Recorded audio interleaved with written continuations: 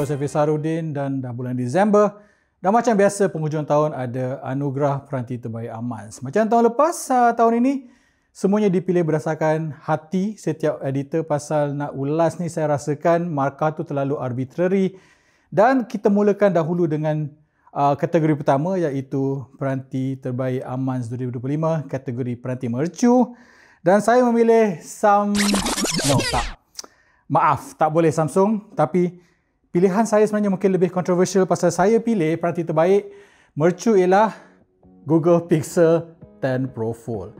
Mungkin ramai nak komen, apa benda pilih 10 Pro Fold ni, tapi saya rasakan kategori peranti foldable ni macam a bit dilupakan, tapi harus disentuh. Dan saya rasa nak banyak-banyak peranti saya cuba tahun ni, ini yang mungkin yang paling impressive in a way yang saya tak sangka. Dianya lebih tebal, nak buka lagi senang. Kemudian kalau kita pergi dekat luar dia, skrin kat luar ni nisbah dia sama dengan candy bar, jadi 90% situasi tak memerlukan saya buka skrin dalam. Saya akui harga dia memang mahal, harganya sama mahal dengan peranti dengan spesifikasi yang lebih baik dari segi pemproses dan juga storage. Tapi satu lagi kelebihan pada Pixel 10 Pro Fold ini pada hemat saya ialah kamera. All in all, computational photography dekat Pixel 10 Pro Fold, saya rasakan saya peribadi lebih serasi dengan jiwa saya dan saya lebih suka apa yang saya dapat pada peranti Pixel 10 Pro Fold ini. So, saya rasakan ini adalah peranti mercu terbaik untuk 2025. Seterusnya kategori peranti dengan nilai terbaik, best value, dan saya pilih Xiaomi 15T Pro. Banyak orang cakap Xiaomi tahun ni dah makin mahal, mungkin dah tak macam value dahulu, tapi saya masih percaya bahawa bila kita kumpul kesemua yang ada pada 15T Pro, ianya masih best value. Saya kata bang ini pasal Dimensity 9400 masih lagi berkuasa, nak main game ke, nak jalankan aplikasi lazim ke, tak ada masalah. Kemudian rekaan dia yang masih lagi premium, rasa sangat solid, tak rasa murah, dia punya bonggol tu tak annoying. Dan saya rasa yang paling penting sekali ialah ianya peranti dengan lensa Leica yang paling mampu milik di pasaran sekarang. 15T Pro bermula pada 2699, saya rasakan yes mungkin nampak macam mahal, tapi overall value saya rasakan ianya masih baik. Dan seterusnya kategori gadget terbaik, dan saya pilih sesuatu yang saya tak sangka saya akan pilih tahun ini, iaitu sebuah konsol mudah alih, Lenovo Legion Go 2. Kenapa saya pilih konsol ini? Pasal sebelum saya dah cuba a few. Saya dah cuba ROG Ally, saya dah cuba MSI Claw, saya dah cuba juga ROG Ally Xbox. Semuanya macam tak ngam dengan jiwa saya. Saya rasakan kenapa kita perlukan sebuah konsol mudah alih. Tapi bila saya cuba benda ni baru one day, suddenly saya punya persepsi tentang konsol mudah alih berubah. Ini adalah peranti mudah alih, konsol mudah alih PC yang skrin paling besar, 88 inci. Lepas tu skrin dia pula OLED, dan ciri dia sama macam Switch mana saya boleh buka dia punya controller ni. Dia ada dock mode, saya letak depan TV, saya buka, saya boleh duduk atas sofa. Jadi saya ada kebebasan PC gaming. Sebagai orang yang skeptik, sebagai orang katakan saya dah quit PC gaming, suddenly macam kata Michael Corleone, they pull me right back. Legion akhirnya pull me right back pada PC gaming, dan tahun ni saya sanggup renew saya punya PC Game Pass pasal nak pastikan saya boleh main banyak game saya terlepas sejak saya quit PC gaming around 12 years ago. Hai, saya Maya. So, telefon terbaik pilihan saya tahun ni adalah Honor Magic 8 Pro. Honor Magic 8 Pro ni kalau korang pegang, korang akan rasa macam, oh, ini telefon yang solid. Design dia nice, perkasasan berkuasa, perisian pun okey. Lagi-lagi kamera 200 megapiksel night telefoto dia tu sangatlah membantu kalau korang suka ambil gambar waktu malam. Zoom dia pun boleh guna dalam macam-macam situasi. Kemudian perkakasan dalaman dia pun berkuasa, so nak guna seharian pun best. Dia pakai chip Snapdragon 8 Elite Gen 5, memori pun besar sampai 16GB RAM. Heavy user pun okey, nak guna lebih sehari sebab bateri dia 7100 mAh. Pengecasan pun pantas 100W. Kiranya kalau korang nak cari sebuah telefon yang berkualiti, kamera solid, ini salah satu pilihan yang boleh dipertimbangkan. Telefon nilai terbaik pilihan saya tahun ni adalah Vivo V60. Okey, Vivo V60 ni salah satu telefon yang stand out pada tahun ni. Dia memang sleek. Design dia, tubuh dia nipis je, 7.5mm. Tapi bateri dia besar, 6500 mAh dengan pengecasan pantas 90W. Kemudian apa yang menjadi main hero kat sini adalah 50MP Super Zeiss telephoto dia. Dia ada lagi extra kat sini iaitu Zeiss Multifocal Portrait sesuai untuk gambar portrait, dan secara keseluruhan sebenarnya kamera dia adalah 50-50. tambah 8 megapixel. So dia bagi kebebasan lah kita nak ambil apa-apa jenis gambar pun. Jadi kalau korang nak sebuah telefon yang stylish, kamera pun solid, ini juga apa yang boleh anda pertimbangkan. Vivo V60 bermula harga 1899, 2199 dan meningkat kepada 2599. Gadget terbaik pilihan saya tahun ni adalah CMF Headphone Pro. Saya guna headphone ni hampir setiap hari dekat office dan ini adalah menarik kerana dia menggabungkan satu harga yang tak masuk akal, 429 dan ciri-ciri yang berguna. Ada ANC, so bila saya pakai saya boleh tapis lah bunyi-bunyi yang saya tak nakkan sekeliling, so saya boleh fokus kerja. Yang kedua, bateri dia tahan lama. Boleh kata saya juga jarang cas headphone ni. Dan yang ketiga, dia memang stylish. Dari segi design tu kalau anda tengok, kalau anda anak-anak muda yang nak bergaya, ini salah satu pilihan. Dan kalau nak lagi stand out kan, kalau dah pakai warna hijau tu, tukar je pad telinga tu jadi warna orange macam saya buat. Untuk harganya dekat Malaysia adalah RM429.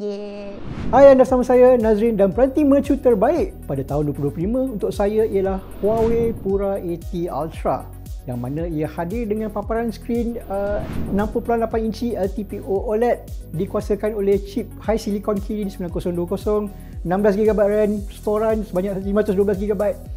Tapi semua benda tu tak penting kerana yang utamanya ialah ia mempunyai kamera dengan sensor 1 inci dengan kamera lensa utama 50MP dengan kamera ultra lebar 40MP yang mengambil gambar-gambar yang sangat cantik sekali, tidak kira bagaimana anda zoom sekalipun. Pada pendapat saya, ia merupakan peranti pintar dengan kamera yang terbaik. Huawei Pura AT Ultra mengambil gambar-gambar yang terbaik, tak kira lighting condition, tak kisah korang zoom berapa kali sekalipun.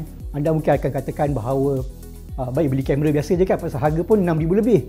But kamera lain mana yang korang boleh guna untuk ambil gambar dan kemudian masuk dalam korangnya poket dan guna internet dan sebagainya dalam satu peranti sekaligus. Peranti nilai terbaik pula bagi saya ialah peranti Samsung Galaxy Z Flip 7. Mungkin harganya sekitar RM4,000 lebih, tetapi dengan penggunaan chip perprosesaan Exynos 2500, 12GB RAM dan juga storage sebesar 512GB. Bagi saya, Z Flip 7 ini saya katakan adalah peranti dengan nilai yang baik kerana akhirnya Samsung dah crack the code untuk bagaimana membuat sebuah peranti boleh lipat kecil molek yang pada pendapat saya adalah penawaran yang terbaik pada tahun ini. Ini digabungkan bersama-sama dengan dia punya ekosistem dia punya app ekosistem yang membolehkan anda untuk menggunakan paparan skrin yang bagi hadapan yang separuh tu untuk digunakan bersama-sama app-app yang sudah pun anda muat turun pada peranti tanpa sebarang masalah. Cuma again mungkin anda katakan bahawa harga RM4,000 lebih geng-geng baik beli kan. But bagi saya, jika anda mahukan sebuah peranti boleh lipat yang more on the mampu milik side, Z Flip 7 bagi saya adalah peranti tersebut. Gadget kegemaran saya pada tahun ini ialah Starlink Mini. Starlink Mini, jika anda tak tahu, ialah sebuah perkhidmatan internet satelit yang hadir dengan piring satelit yang lebih kecil daripada Starlink V4 yang juga kami telah ulas sebelum ini. Tetapi ia hadir dengan rekaan yang lebih kecil, tetapi kelebihan dia ialah ia juga hadir dengan penghala Wi-Fi yang terbina di dalamnya. Jadi katakan anda keluar bandar masuk hutan dan sebagainya, technically macam kawasan-kawasan yang tak ada sambungan internet, jika anda ada Starlink Mini ini bersama-sama dengan akaun perayaan, anda boleh menikmati sambungan internet yang pantas di kawasan sekeliling anda. Hai semua, inilah peranti mercu terbaik pilihan saya sendiri, iaitu bukan, Vivo X300 Pro. Sebab dia memang sangat simple lah, sebab dia punya kamera. Lagi-lagi kamera telefoto dia 200MP APO dengan sensor terbaru HPB.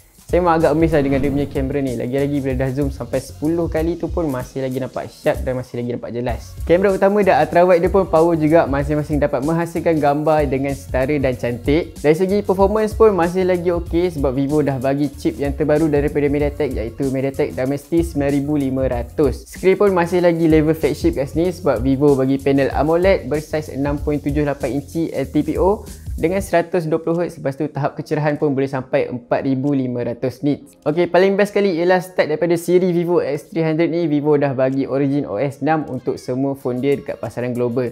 So dah tak ada lagi Fantouch OS, dia punya animation pun dah makin cantik, dah makin pantas dan lagi baik lah berbanding dengan Fantouch OS yang dulu. Ok, sekarang bergerak pula kepada peranti nilai terbaik pilihan saya, iaitu iPhone 17. Saya sendiri pun tak sangka yang saya akan pilih phone ni sebab saya rasa iPhone 17 ni dah makin lengkap lah sebab dengan chip A19 yang terbaru tu walaupun bukan paling power tapi dia masih lagi padu untuk tugas seharian.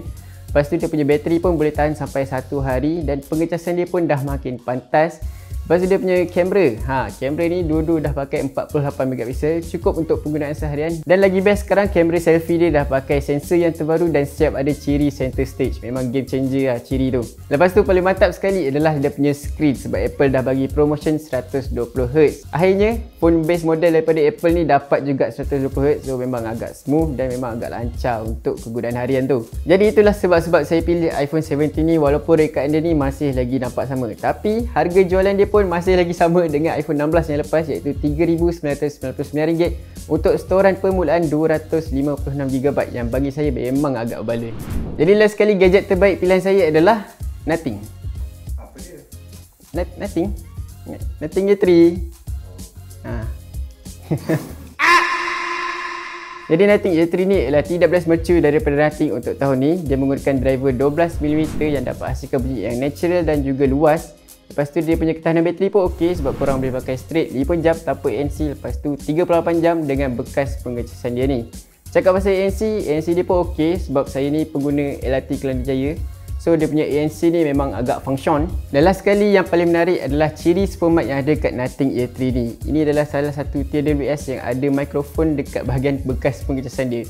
So korang boleh bayangkan yang korang pakai wireless microphone masa korang tengah cakap phone. Dia punya kualiti audio pun okey, lagi baik daripada dia punya phone telinga tu sendiri.